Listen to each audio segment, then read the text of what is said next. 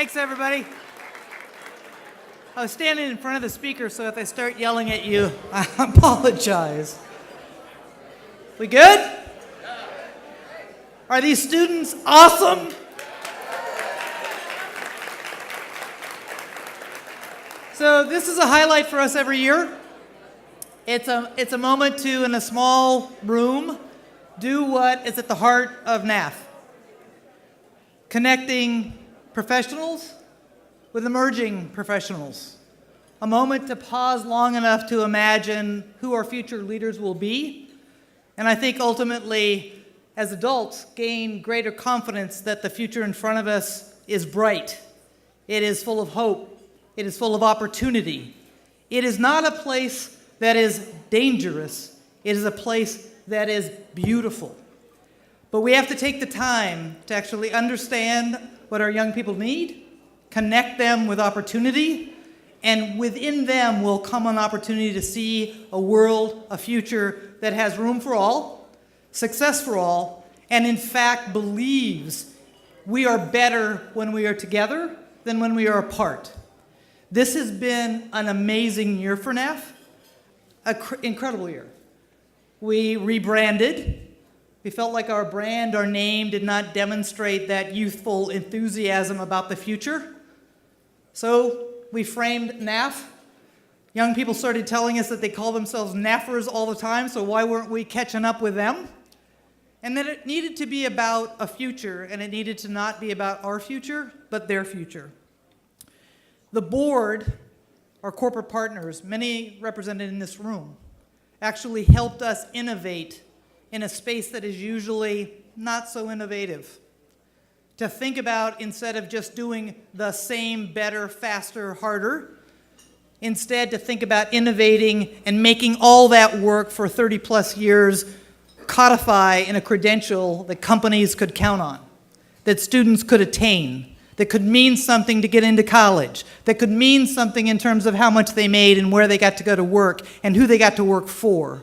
They helped us build and pilot a new thinking about how we credential the values that we think young people both aspire to achieve, companies need, and in fact schools desperately wish to provide, but do it in a way through partnership, not top down, but bottoms up.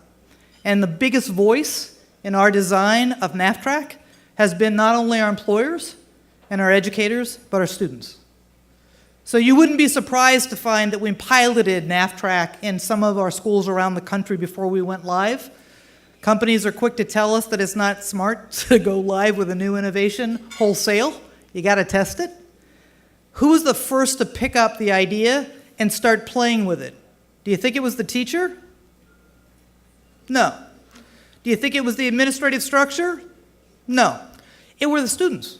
They grabbed it, they understood it, they wanted to play with it, they wanted to make it theirs. That's the innovation, that's our future, is we have to take the power of our young people's enthusiasm, innovation, and belief in the future, harness it, and take us forward. We're pushing the boundaries. We've often believed in international relationships. This organization has often said, we are not competing, we are collaborating. It is not about who gets there first, it's can we get there together better in the process. And we have reached out across the pond, as they say, and have had for years sister cities in the UK, in Sweden, and Wales. Well, I am excited to tell you that we are pursuing a conversation with Cuba as they think about what their educational system needs.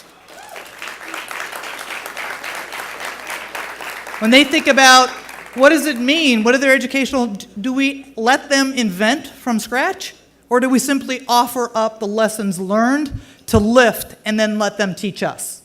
So we're excited. We have some guests with us tonight. I hope you get a chance to meet some guests from Cuba that are touring the academies in New York City, in California, and in Florida to get a sensibility of what it would mean in Cuba and what that opportunity could look like.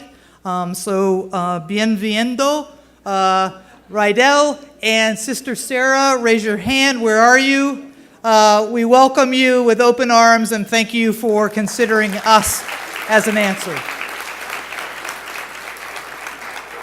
With your support, since 2012 when we launched our business plan, we have grown over 50% in terms of the number of services. We're approaching 90,000 young people in NAF Academies around this country. We're in 700 academies and almost 500 high schools. But I think the most important thing is it's just not enough. I mean, it's exciting, it's terrific, I'm proud of it. But you employers in the room, those who are seeking the talent of the future, know that you need over 4 million open positions in this country today. We need to think bigger.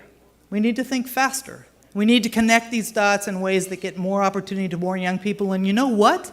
You need them. And we have them. It is simply making that connection in a powerful way. It is an investment in our future. We need to double down on what works.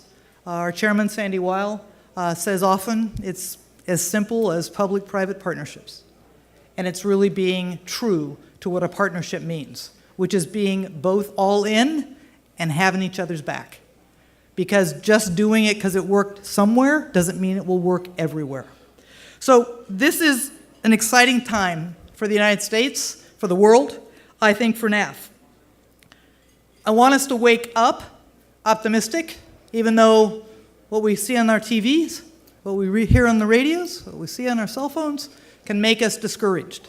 This is not a time to be discouraged. This is a time to stand up, take advantage of what we know works, and put it in the forefront of what we're talking about, which is this is a beautiful world. These are beautiful students. These are fabulous companies. And we have only begun to answer what that future could look like. This is our moment. This is our time. Do not shrink from that. And I am incredibly proud to have a staff, to have a board, and to have a network of schools who get it. And we just need to spread the word. This cannot be the best kept secret in America. This needs to be the answer for America. Thank you.